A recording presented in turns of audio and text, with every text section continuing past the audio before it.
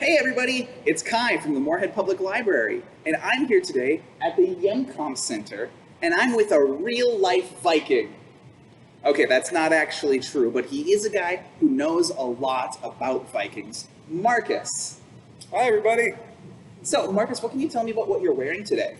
Well, here at the Hjemkomst Center, we're a museum. We have we know a lot about Vikings, and we have reproduced actual Viking clothing that archaeologists found from 1,000 years ago, and we stitch it up and we wear it at the Viking Festival and things like this with Moorhead Library. That's really, really cool. I love this stuff. This is great. Yeah. So what Vikings like to wear, so Vikings lived like 1,000 years ago across the ocean in countries that today we call Norway, Sweden, Denmark, Iceland, places like that. And they wore a lot of wool. So this is a wool shirt. This is a wool cape over here. So what this is just a big sheet of, this is just a big blanket that I can take a little pin and strap it on so that it's like a jacket. It's like a blanket jacket. Vikings also had leather. And so they had these leather pouches that you can put your stuff in, like your keys or whatever. Leather belts and leather shoes. This is also wool. This is called a leg wrap, and you just it is just one big long piece of fabric that you just keep wrapping around. It's kind of like a sock too. You wrap it around your feet and wrap it around your leg. You keep your pants out of the mud. Wow, that sounds really nice and really warm too. It is. It's pretty warm. I'm pretty warm right now. So they lived where the Vikings lived. It gets really cold in the winter, kind of like here in Minnesota. Mm-hmm. It also gets really cold out on the water, right? Yeah, one of the things that the Vikings are known most for, as they should be known for, is their Viking ships. The Viking ships were the best ships of their day. It let the Vikings go from their countries, from their homelands, all the way across oceans to find new lands like Iceland and Greenland. And Vikings were even the first people from Europe, the continent of Europe, to make it to North America. Leif Erikson was the famous Viking who set up a colony in what's now Canada. Wow, that's really cool. That is really awesome. Mm-hmm. I know you've got some other stuff, things that Vikings would use. Do you want to show us some of that stuff as well? Vikings, the Vikings there were a lot of things. They were great sailors, they were great traders, they were great merchants, they made a lot of cool stuff, like they were farmers, they were blacksmiths, but what we remember them most for is being big, tough warriors. And so we have some replicas, some copies. What a replica means is it's a copy, as exact as you can make a copy of something that an archaeologist found from 1,000 years ago. So we got some replicas of Viking weapons I'm going to show you. The first is, this is a Viking helmet. Now, some of you, when you think about Viking helmets, you think about horns on the side of their head. But that's actually a cartoon thing. That wasn't actually real life. They didn't have horns on the side of their head. This is a copy of a real life Viking helmet from 1,000 years ago. Want to wear it? Sure, absolutely. Oh gosh, it's very heavy. Made out of metal.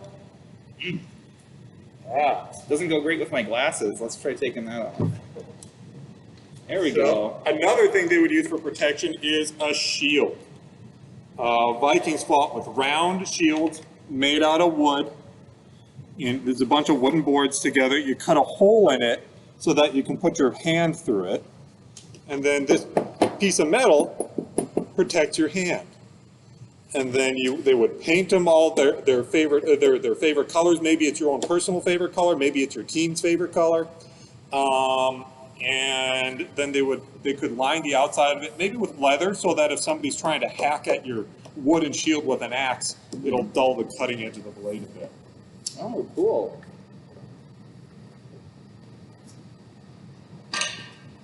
So the most common weapon of the Viking Age was probably the spear. And you can see how tall it is.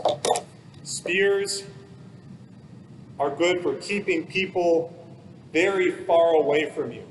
You know, I can keep you away, and I can fight you from a long distance away. And so each Viking would have a spear and a shield, and we'd all line up together in a big wall. It's called a shield wall, so that if our enemies can't hurt us at all, they can't find a way. Everybody's shield is protecting everybody else. Probably the other most common weapon of the Viking Age is the axe. They had all sorts of different kinds of axes. Vikings they had axes because not only did they fight with them, they would use these as tools because they lived in the forest and they built Viking ships out of wood. They built their houses out of wood. They built their furniture out of wood. So this was a culture that used a lot of wood. And then probably the sword we think about most when we think about the Middle Ages, the weapon is the sword.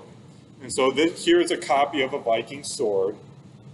But swords were very expensive, so most Vikings wouldn't have had a sword. If you were very wealthy, maybe you had a sword, but most of us would have an axe and a spear. Well, that's really cool, and they're also really heavy. Yeah. I imagine you had to be really, really strong to carry all this stuff around all the time. Mm-hmm. You know, I should probably, since we're standing in front of the Hjemkomst, I should probably tell you what it is. Yeah. So maybe you haven't been here before. This is the world famous Hjemkomst ship. And this is a copy of a Viking ship. Like this is a copy of a Viking axe and a copy of a Viking sword. This is a copy of a Viking ship that was made by a Moorhead school teacher named Robert Asp. And in the 1970s, he built a Viking ship in the town of Hawley, Minnesota, and just 20 miles from Moorhead. And then this ship actually sailed from Duluth, Minnesota, through the Great Lakes to New York City, and then all the way across the ocean to Norway in 1982. It was front page news all over the world. People wrote songs about the Hjemkomst. It's in documentaries, it's in movies, and it's actually in a museum here in Moorhead, Minnesota. Well, that's really cool. Thanks for showing us all this. Yeah. This is really cool. Well, we're going to put all this stuff down. We're going to go look at another part of the museum, and we're going to tell a story or two. So hang right there. We'll be right back. All right, here we are outside, just outside the Hopperstead Stav Church. Marcus, what's this building? Well, so just in the backyard of our museum, with where we have the Viking ship and a lot of local history too, we have a copy of a big medieval wooden church called the Hopperstead Stav Church. So it's a copy of a Viking church that was built. The original church was built around the year 1140, which is really, really old. One of the oldest wooden buildings still standing in the world. And our church here in Moorhead was built by a man named Guy Paulson in the 1990s. Wow, that's really cool. Let's see what it's like inside. Well, here I am inside the Stav Church. It's so gorgeous in here. We're going to read a story called Ronan the Librarian. It's a pretty funny one. It's about a Viking who goes out, but he gets something that's a little bit different. You'll see. Ronan was a mighty barbarian, a leader of his people. He invaded, he raided, and back home, he traded. Oh, look at all that treasure he's got. And look, he's behind these little dragons. That kind of reminds me of the ship from earlier. Ronan was legendary for finding the best pillage, gold and jewelry and weapons and tools. Everyone wanted to trade with him. Until one raid went horribly wrong. "What's this?" he roared. "This is worthless!" "What is it?" "A book." "Oh, what use would a barbarian have for a book?" Let's see what he does with it. Well, Ronan tried to barter, but no one would make a deal. Barbarians don't read books. Ronan took the book home. "Oofta! What am I going to do with this useless thing? Origami? Kindling? Toilet paper? Yes, that's it! But then, a picture caught his eye. Ronan read the first sentence, and then a paragraph, and then a page. Before he knew it, he had devoured an entire chapter. He read until the moon was high in the sky. Wow, he was really getting into it. The next day, Ronan didn't meet the raiding party. Oh, he must have overslept, said Crom. Let's go wake him up. Ronan, what are you doing? Asked Gunnar. I'm reading, Ronan said. This book is epic. Do you want to borrow it? Have you gone berserk? Barbarians don't read, we raid, said Helgi. His friends were right. Ronan tucked the book away, and he went off raiding like a good barbarian. But he couldn't stop thinking about the book. When the raid was over, he charged home and read straight through to the end. Ronan was hooked. He needed a new book. So he invaded and raided and read. Look, he's grabbing the books when he's ignoring all of the gold and the treasure. Oh, he invaded and he raided and he read. Ronan, you're going the wrong way. Silly guy. He invaded and he raided and he read. Oh my goodness, there's so many books on that boat. The fierce raider had become a fierce reader, and soon his massive collection, threatened to devour him. Oh, those books are gonna fall all over. What's he gonna do? He has too many books. Oh, so Ronan came up with a solution to tame the beast. He built a library. He even threw a grand opening celebration, but barbarians do not read books. They do eat all the appetizers, it looks like. Crom judged the books by their covers. Oh, too sparkly, too kissy, too wimpy. Gunnar valued brawn over brains. Reading doesn't have a point. Spears have a point. And Helgi was just too busy to read. How could Ronan get his people to see that books were treasures? Oofta.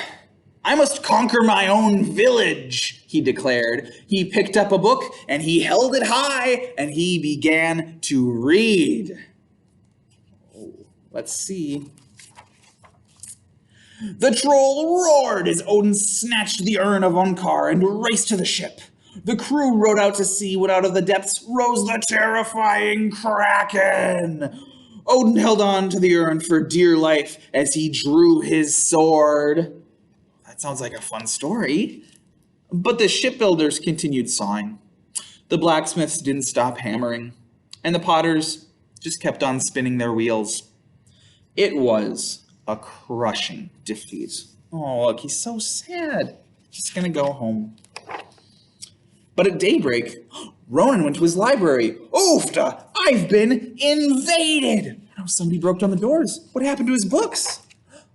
And raided. Ooh, what was in that urn? Oh, did he clobber the Kraken? And what did Odin do next? It was Ronan's greatest victory yet. The library was full of barbarians, and they're all reading. Okay, Ronan quickly laid down the law. Get your card and take books home. Read aloud. Children are welcome. Swords make terrible bookmarks. Keep out this goat. He issued library cards. He recommended books, and he read to the younglings. It turns out barbarians do read books. And he looks pretty happy about it. Ronan was a mighty librarian, a leader of his people. They invaded, they raided, and they read. The end. Well, I don't know how historical that book was, but it was pretty fun. Thanks for coming to Viking Storytime, everyone. This has been really fun, and I just want to thank Marcus, and I want to thank the Hjemkomst Center. Do you have any last things to say? Just thank you so much. Come and see us anytime. All right. Thanks, everybody. Bye.